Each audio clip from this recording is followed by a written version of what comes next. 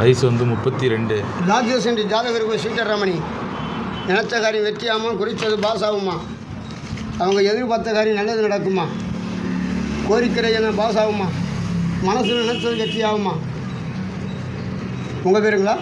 என் பேர் தான். பரவாயில்ல. தாயார் வயிற்றில் தங்க சிலை போல பிறந்தவர், ஆலாமரம் போல அழகான குடும்பத்தில் பிறந்தவர், பேரும் புகழோட பெரிய குடும்பத்தில் பிறந்தவர்,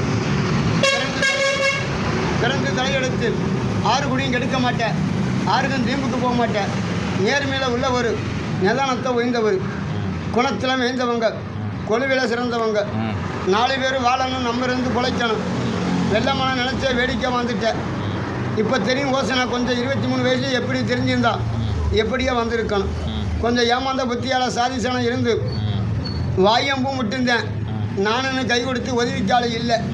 உங்கள் திறமையை கொண்டு தான் வாழ்கிறேன். இப்போ ஒரு எண்ணங்களை எதிர்பார்க்குறேன், நடக்குமா நடக்காதான், முடியுமா முடியாதாங்கிற.